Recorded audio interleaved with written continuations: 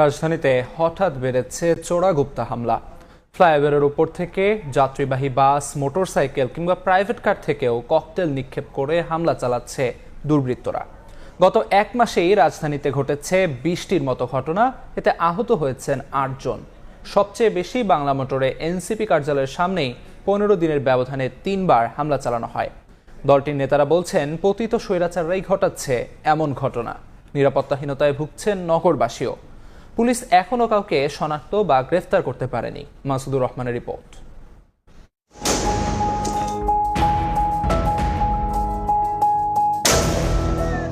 বুধবার রাত 11:15 রাজধানীর বাংলা মোটরের জাতীয় নাগরিক পার্টি এনসিপির কার্যালয়ের সামনে হঠাৎ ককটেল নিক্ষেপ করে দুর্বৃত্তরা।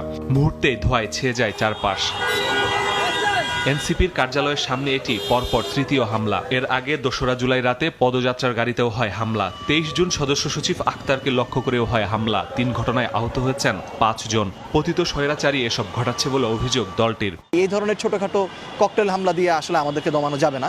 তবে এই ক্ষেত্রে অবশ্যই পতিত স্বৈরাচার, ফ্যাসিবাদী শক্তি যারা রয়েছে তারা যে এখনো সক্রিয় বিভিন্নভাবে, সেটাই এই চোরাগুপ্তা হামলা প্রমাণ করে। 15 দিনের ব্যবধানে মহাখালী ফ্লাইওভার থেকে আমতলী, কাঁচাবাজার ও এসকেএস টাওয়ারের সামনে হয় ককটেল হামলা। 6 জুলাই ফার্মগেট মোড়ে ককটেল বিস্ফোরণে আহত হন 3 জন। দেখতে গেছে এটা কি বা কিভাবে ফুটলো, তো ওই সময় দেখতে যাওয়ার পর মানে ওর পা দিয়ে লাড়া দেওয়ার পরে ফুটে গেছে পার মেজে।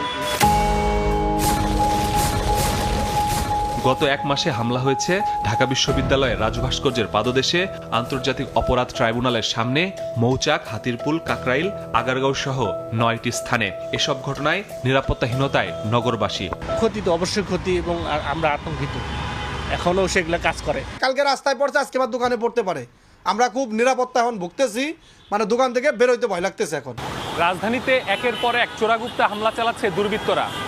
এসব বেশিরভাগ ঘটনায় এখন পর্যন্ত যেমন হয়নি মামলা, গ্রেপ্তার হয়নি আসামিও। এখন প্রশ্ন উঠেছে, তাহলে আইন শৃঙ্খলা বাহিনী এসব ঘটনায় কি গুরুত্ব দিচ্ছে না, নাকি চেষ্টা করেও ধরতে পারছে না আসামি?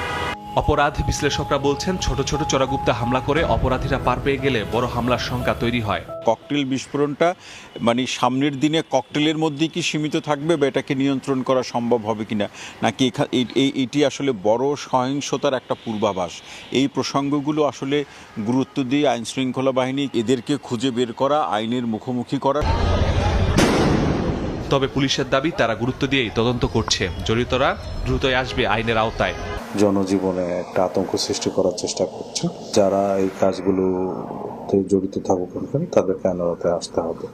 আমি মনে করি এগুলো একটা বিচ্ছিন্ন ঘটনা, এবং এই সংক্রান্তে আমাদের গোয়েন্দা নজরদারি অব্যাহত রয়েছে। বেশিরভাগ হামলাই হচ্ছে রাত 8টা থেকে 11টার মধ্যে। এ সময় টহল বাড়ানোর কথা জানিয়েছে ডিএমপি। মাসুদুর রহমান, সময় সংবাদ, ঢাকা।